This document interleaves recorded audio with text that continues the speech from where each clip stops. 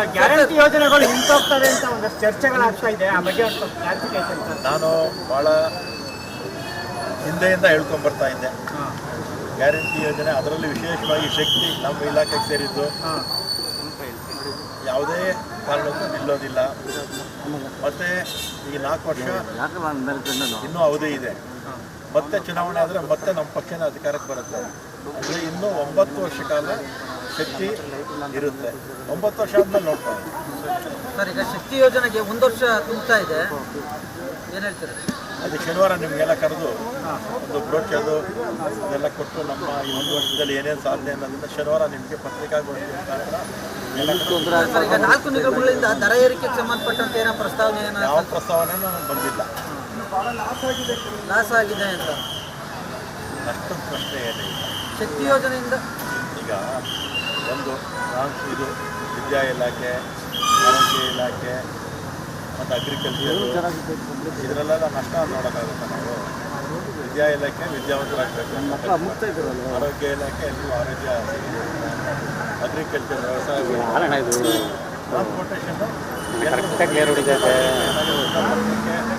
ಮಹಾನಗರಗಳಿಗೆ ಬರಬೇಕು ಅಂತ ಟ್ರಾನ್ಸ್ಪೋರ್ಟೇಷನ್, ಇದರಲ್ಲಿ ಲಾಭ ನಷ್ಟ ಈಗ ಗ್ಯಾರಂಟಿ ಯೋಜನೆಗಳು ನಿಂತೋಗ್ತವೆ ಅಂತ ಒಂದಷ್ಟು ಚರ್ಚೆಗಳಾಗ್ತಾ ಇದೆ. ಆ ಬಗ್ಗೆ ಒಂದು ಕ್ಲಾರಿಫಿಕೇಶನ್ ಸರ್. ನಾನು ಭಾಳ ಹಿಂದೆಯಿಂದ ಹೇಳ್ಕೊಂಬರ್ತಾ ಇದ್ದೆ.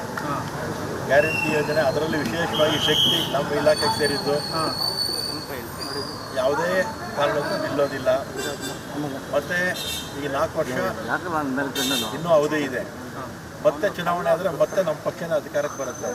ಅಂದರೆ ಇನ್ನೂ 9 ವರ್ಷ ಕಾಲ ಶಕ್ತಿ ಇರುತ್ತೆ. 9 ವರ್ಷ ಆದಮೇಲೆ ನೋಡ್ತಾರೆ ಸರ್. ಈಗ ಶಕ್ತಿ ಯೋಜನೆಗೆ 1 ವರ್ಷ ತುಂಬ್ತಾ ಇದೆ. ನಡಿ ಈಗ ಶುರು ಮಾಡೋಣ.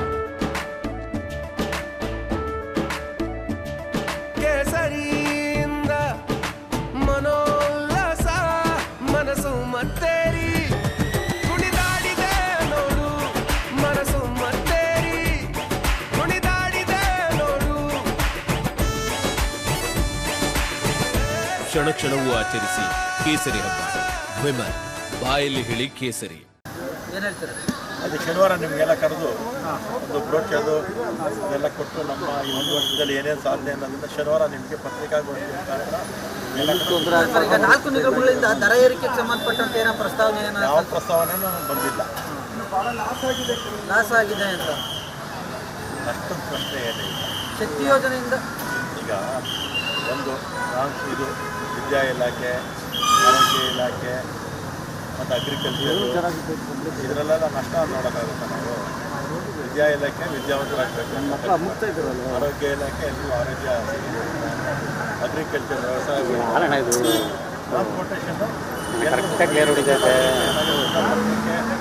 ಮಹಾನಗರಗಳಿಗೆ ಬರಬೇಕು ಅಂತ ಟ್ರಾನ್ಸ್ಪೋರ್ಟೇಷನ್, ಇದರಲ್ಲಿ ಲಾಭ ನಷ್ಟ